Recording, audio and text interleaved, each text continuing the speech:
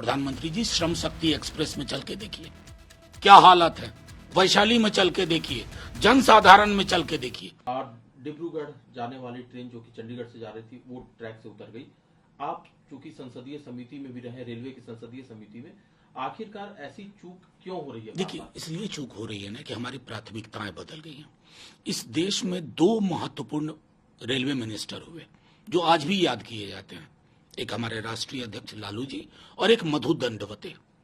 उनके लिए यात्री प्राथमिकता थी, यात्रियों की सुरक्षा प्राथमिकता है, अब प्रॉफिट प्राथमिकता है।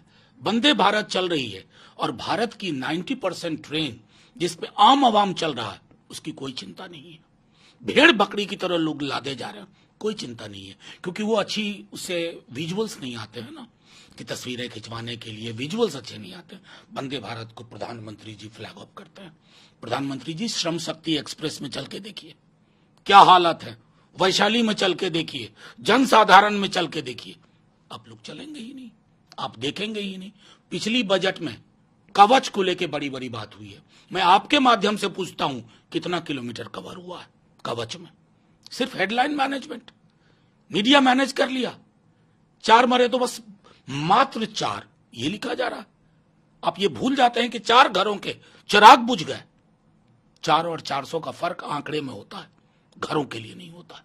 बस इतनी बात कहूंगा। सर, नीट सीबीआई अपनी तरफ से जो कार्रवाई कर रही है, एक सिविल इंजीनियर, उसके बाद 4 एम्स के एमबीबीएस स्टूडेंट्स, इनको अरेस्ट किया गया है सीबीआई की तरफ से।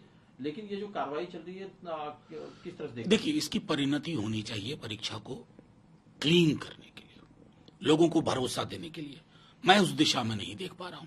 मैं माननीय सर्वोच्च न्यायालय के फाइनल जजमेंट का इंतजार कर रहा हूं, क्योंकि लाखों बच्चों के भविष्य के साथ खिलवाड़ हुआ है। एक सिस्टमिक प्रणाली के तहत इलेक्शन एग्जामिनेशन रिग किया गया। रिगिंग है ये, और एनटीए एक फ्रॉड है। मैं बार बार कह रहा हूं कि गवर्नमेंट के पास अब सिर्फ 2 चॉइस है, एनटीए को बे ऑफ बंगाल में फेंकिए या अरेबियन सी में फेंकिए, इसके अलावा कुछ नहीं। एक से आखिरी सवाल है सर, तो इसका मुद्दा अलग होता। मध्य प्रदेश सरकार का फैसला है कि सीबीआई को अगर स्टेट में कोई भी इंक्वायरी करनी होगी तो स्टेट ऑफिशियल से परमिशन लेनी पड़ेगी। देखिए, मुझे बेहद खुशी है, ये बात वहीं तक महदूद नहीं रहेगी, एमपी तक।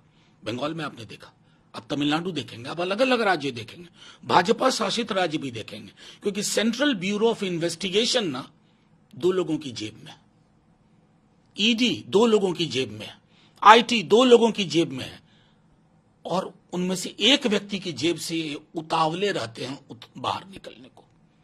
और वो व्यक्ति तय करता है कौन जेल में रहेगा चुनाव के दौरान, वो व्यक्ति तय करता है किसको आगे भेजना है जेल में। इससे इनकी साख पर तो अब मैं सवाल ही नहीं, इनकी साख तो मिट्टी में मिल चुकी है इन एजेंसीज की। मुझे सिर्फ ये डर है कि अगर ये एजेंसी ऐसी ही चलती रही और 240 जिस दिन 140 हो जाएगा, आप भी चक्कर लगाओगे।